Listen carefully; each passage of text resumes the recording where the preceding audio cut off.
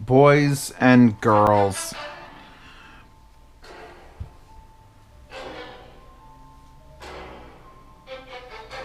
Have a look at my desk. By the way, that was the Sherlock Holmes Catatonices in the original Sherlock Holmes OST, the one with Robert Downey Jr.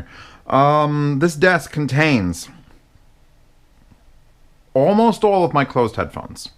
The only two that are missing today are the Ether C Flows, which are $1,800, and the Monoprice Retros, which are $23. We've got the M&O, the Bluetooth ones that have a plug. You could use them straight up. These are like the RBH HP2s that no longer sold. They're closed back. I brought out the Argons, the Mod House Argons, and they run around 300 something bucks. These are 130-ish. These are like $350 with the pads and mods. I got my set of B&O H6. Links to all these in this. All of these are getting linked in the description. Every one of these closed headphones linked in the description. B&O H6. This is the bronzed hazel edition that someone gave to me. Really appreciate that. I love these headphones. I got these ESS 422s, and these were a headphone that if you hear them at a show, you're not going to like them. But you throw 1540 pads on there, maybe some Dakoni nuggets, get a better wire. Fucking just, man. And then finally, the One More Trident, so the One More triple driver headphones. And I've jacked off hard about these. So why are all these closed headphones out, ranging from 130, 300, 200, 250 with mods? These were 250. They're down to like 115 or under 150. It's amazing. Because if you read the title of this video and you know what this blue wire means, I'm about to review a $2,000 set of Macintosh headphones. Now, for those of you who are not privy to this, because you don't know what a Macintosh is, a Macintosh is it's probably the highest end brand normal people will know about for speaker amps and anything to do with audio. It's like, did you get the Macintosh though? And they've been around since like, I don't know, the 50s, the 60s, forever. They have, look, 1949, boom, answered my question. Known for offering distinguished quality audio products and delivering the ultimate listening experience in music and film, an American company based in Birmingham to New York. And they're great. Macintosh is great. You want to get some Macintosh tube amps? You're looking at like $10,000 for a pair. Like, they are high end. But the problem is, they decided, oh, it fell out, on their own to make a set of headphones. By the way, this box, can we just take a fucking moment to make room for the biggest, stupidest box that doesn't even hold them in? I'm sure there's supposed to be like foam here, but it's not there. And then that falls out. Hold, please. Hold on, we look at the drawer here. There's a drawer for a bag, and that's where the wires go, and it's in the cardboard. Get the fuck off my desk. Thank you. I could fucking breathe now. So, Macintosh decided out of fucking nowhere, hey, we're going to sell a pair of headphones. One pair of headphones. They didn't start a line. They didn't start researching. We're going to have a pair of headphones. And these are they. The appropriately named MHP, which stands for Macintosh Headphone 1000.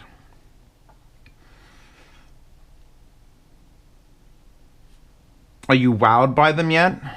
I mean, there's Meze Imperiums over there, and those are a little bit more money. And, they're machined out of solid blocks of aluminum and carbon fiber. Forget that shit. This is where it's at. Look at this. Look at this plastic shit here that holds this wiggly bit. And this is straight out of Takstar's, like, bin. Even Beyerdynamics, even the lowest in Beyerdynamics have better metal pieces than that. And then the tops, actually, I can't knock the top too much. It's nice and soft. It's got some stitching. It says Macintosh. The plastic cups have like a thingy on the back that says Macintosh. There's some vent holes here. The pads are just terrible. They're all right. So here's the deal. cut through the shit. I'm tired of it already. These are $2,000 headphones built like at most $200 headphones. At most. At most. I've got 1, 2, 3, 4, 5 headphones lined up. And I'd say these, and these at least are better build quality than these Macintosh. I mean, the metal machining around here, and even though they're fixed pads, but the way the sliders work and how accurate that is, and the ESSs are like that wood cup and metal, that hinging, folding metal, and yeah, they have some comfort issues, but they're still quality build. And then B&O, these probably are still like one of the best built headphones. Like just the way this pivots, stays in any angle, and slides. That slides in and out like I figure the Enterprise's doors slide in. It's just so tight. And the stitching up here, and it's the canvas, and the pads, and the fucking look of it. And then you get like M50s, and it's like, yeah, they're good. And this thing breaks, but they do slide up, and you got to add some shit to it.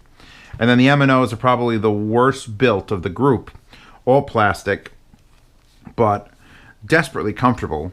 And they're on this desk because I own them, and they feel great, and they sound great. So then the Macintosh come out. Let me plug them in with their wire, which is labeled Macintosh, very stiff. Like, I picked that wallpaper because I figured 2B might have to go behind the shed and put down these Macintosh by the end of it, so boom. Let me just, all right, this one's labeled right, this one's labeled left. Let's look on here for the labeling that tells me which side is which. There isn't any. They don't say. I've taken it upon myself to determine that the base ports, where are they? Those base ports are now rear. It's my choice, because they're completely matching either side. The pads don't have any angle. There's no color indicator. So I mean, you could legitimately get these headphones, not notice those base ports. Then all you'd have is the Macintosh logo on top being front or back, and just keep turning them around and plug them in differently, different days, and then when you plug this in, so there's a base port, so that makes that right. When you plug it in, that nice red ring basically disappears into the headphones, so you can't even use that to sight it. You could just barely make it out. They don't rattle too badly, at least. So let's put these on. They have enough comfort. Like I complain because they're too grand. They're not sold anymore, by the way, but I complain because I know what comfort can be, and if you have that sort of budget, you don't. Like, the pads actually aren't even big enough to include my ear. So I'm going to unpause this.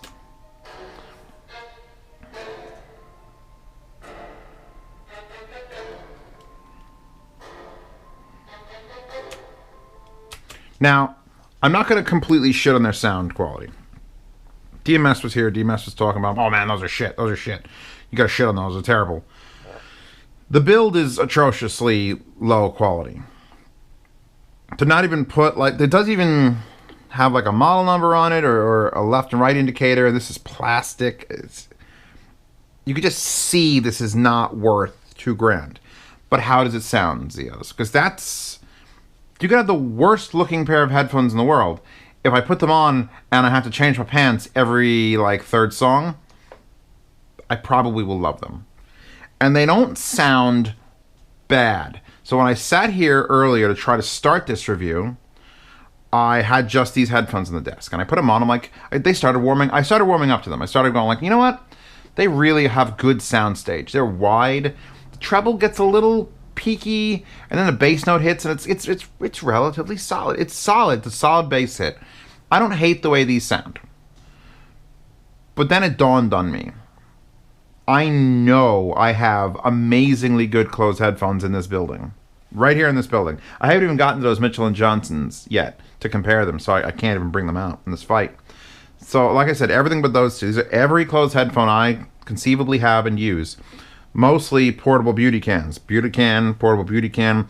These are a little too heavy for portable, but The M&Os are a fucking Bluetooth headphone. I pulled the argons down last moment because I realized I had another amp free. Powering these with this, those with those. This is getting its own 789. I even was running it balanced for a little while to try to see if that could really, bring it out. No benefit. What I've determined is this sounds very good. And if it was a $300 to $350 pair of headphones, I'd have no qualms about saying, yes, they've done an okay job. Even at that price, though, even at $300 to $350, I would be like, but the build is lacking for the Macintosh name. Story time. I have a friend who has an old stereo room. He's an old school audiophile. His father was an old school audiophile. And when he had to buy new preamp, a CD player, I was like, all right, Emotiva, get this. You can go out, you can get some outlaw stuff. And he's like, no. Gotta be Macintosh. Gotta be Macintosh. So he buys the Macintosh CD player and the Macintosh Pre. They're like $3,000 or $4,000 each. And they're beautifully built. Except when you go to touch them, like there's like there's a 5 knobs for EQ. But they're just knobs. There's no indicators or anything. It's just like knob. It's like, I don't know, 10K. Up, down. It clicks in the middle. But it's such a wide fucking berth of adjustments. I'm like, what the hell is this? So don't worry. We have the remotes. And this is when I knew Macintosh was not the Macintosh of old. The remote controls were like a generic remote control, like a plastic remote control from China. They were one of the nicer ones, but you could just see it was not designed. It had like buttons that were unlabeled. It barely worked. You had to push the buttons like a million fucking pounds of force. And if you weren't pointing straight at it, it wouldn't control it. I'm like, this is Macintosh. They should have even Emotiva in their startup had like an aluminum remote. They've stopped this now. I think their very, very, very high-end stuff still does have like aluminum, but like an aluminum quality remote that you're going to hold in your hand and say, this piece of equipment I have is quality. And plastic garbage. Oh, it glows in the dark. Who gives a shit? So Macintosh decides, I don't know how many years ago, that since they sell amps and things with headphone plugs in them, they should sell a set of headphones to suckers. And this was the headphones they decided on. And if they were worse, this would be a great review. It would be a meme video.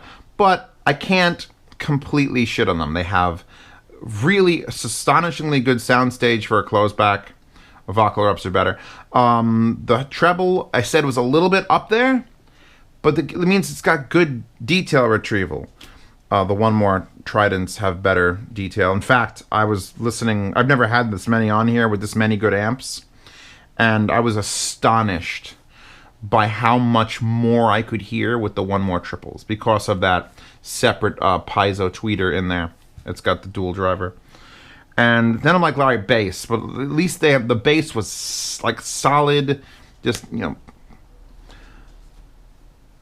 soundstage and bass. A little less soundstage than those. Actually, just a top, like these are the closest things to these. These are more comfortable, number one, because the pad is actually oval, and I did not change these pads. These are the stock pads. So the M&Os, the M&O Bluetooth headphones, which I'm not running on Bluetooth right now, have soundstage like these do, and more low end, but still at as high a quality because beryllium driver.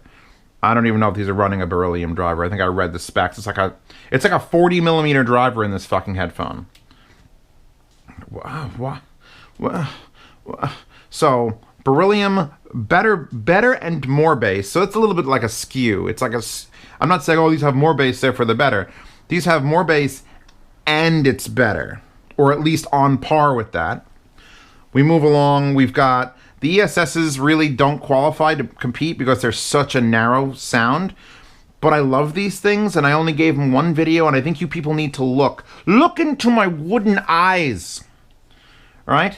I've had several people in my patronage chat, my patronage telegram, the $10 tier, that have bought this, and they're like, I can't believe how nice these sound, how good this feels. And once you change the pads, it stops being terrible. Like, the original pads have a small hole, and this is a dual driver, top and bottom.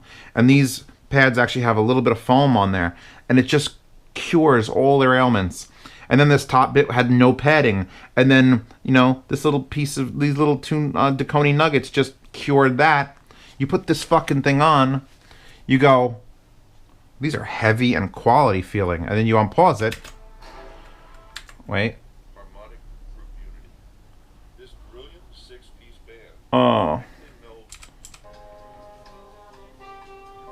Like you just put in front of that and then okay, so then it's like, all right, there ain't nothing better made than the B&Os. There just isn't. The simplicity is what does it. Like this slider here, just, I've yet to come across a headphone where I push it in, it like auto smooths. It's like the whole thing's wrapped in felt. This is a review of those, but really it's a re-review of everything on this desk. And then when at last minute, let's put sound on for this too, hold on. Like the laid back mids, the dark sound signature of this is just absolutely what I want to hear. It's what this should have gone for. Not bright, wide but bright. It's a weird fucking mixture. And then this was the killer blow. Because you pull out argons against things, that's serious. That's the lever action and the D cups. Because you play this, and all of a sudden, oh, I remember the soundstage on that. Soundstage was really wide. Yeah, fuck you, argons. And then, oh, but detail, argons? Are they still here? I mean, these are, I guarantee you, these aren't handmade by a single person, you know, from start to finish. And these are. Because Ryan at Modhouse just makes them individually, because he's the only one that's qualified to do that. So, which one should cost $2,000?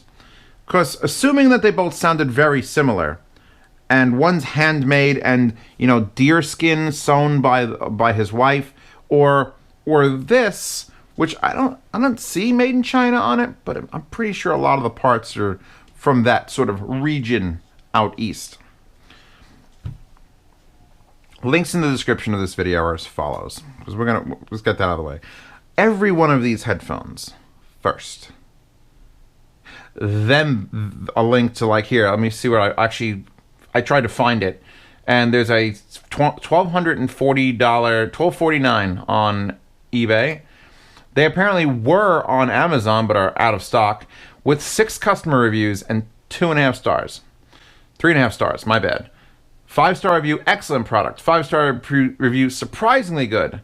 5-star review, my top closeback headphone. And then, build quality, surprisingly poor.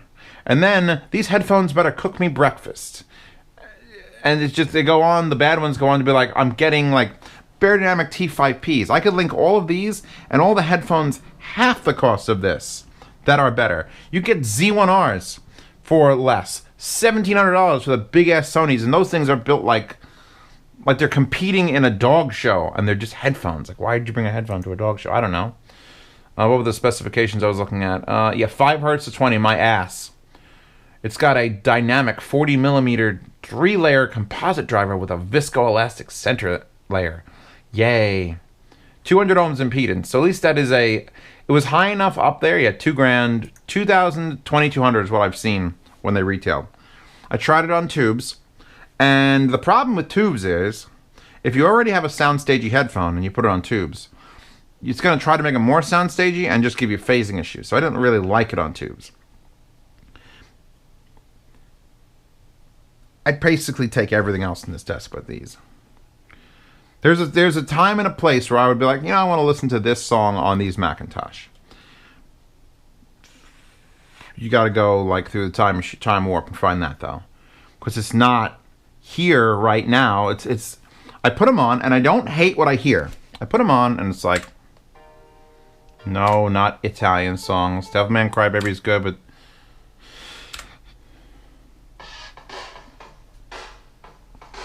I could listen to this Prodigy, Dirt Chamber Sessions. It's like,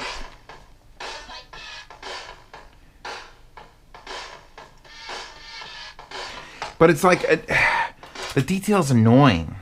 The detail can get annoying on these too. You know, with that tweeter, it's like so much detail. It's like, oh my god, I can't believe I'm hearing so much stuff. these are also like 150 bucks.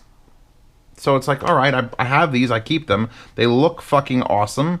They have tremendous bass because they're a fucking dual driver, and the detail is just astonishing. And they're $150. And then these, you put these on, you got this heavy metal and wood headphone going on, comfort fixed. It's like I feel more special wearing these than I do looking at those or wearing those. I don't care if you've got an embroidered bag, Macintosh. You did bad. You did like I yell at keyboard manufacturers. If you make graphics cards, mice, keyboards, webcams, and one day decide, you know what? We should make a headphone. That's wrong. Because there's literally no difference in that and making amps and preamps and CD players and all these things and then saying, you know what? We should make a headphone. Yeah, you're in the audio field, but this is a very finite fucking thing. You don't work at a grocery store loading produce onto a shelf and cans onto a shelf and then decide to be a 5-star chef. Right? Yeah, you work with food all day, but fucking I know how lettuce works. Watch. Salad. Maybe you get away with a salad. Go back where you came, Macintosh, which is expensive ass tube amps, expensive ass preamps, expensive ass fucking phono cartridges. I think they make phono cartridges. Do they not?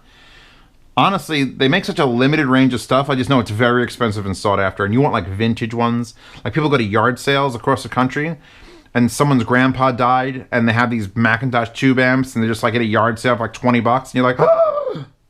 You just crash the car into the other people trying to buy it. And go, oh my God, it was a tragedy. I'll give you 50 for these. And then you take the things and you get into your wrecked car and drive home and then you sell them or use them and love them. I've seen rusted out Macintosh amps with no tubes in them that are like in a barn go for like three grand because they're vintage. So go back to that, Macintosh. Let the other boys play.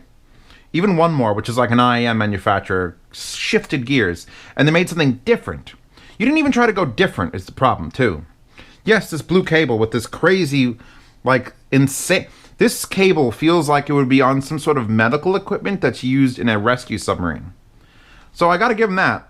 They make a damn decent cable. It's a little stiff. It's a little rubbery. But if I was plugging this into like a heart monitor, hold on, boop, boop. I trust this to not like get damaged or break.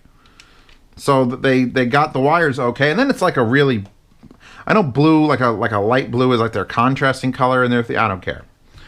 Point is, any one of these, you'll be maybe not happier. Maybe you want the sound of this instead. But you know what? You know what's better than the sound of this? Is one of these and like $1,700. You could spend on anything. Go to a roller coaster, hire an escort, hire 2 uglier escorts. I mean, fix your car, pay off some debts. Literally have a steak dinner every day for like 30 days. Or buy these headphones. That's...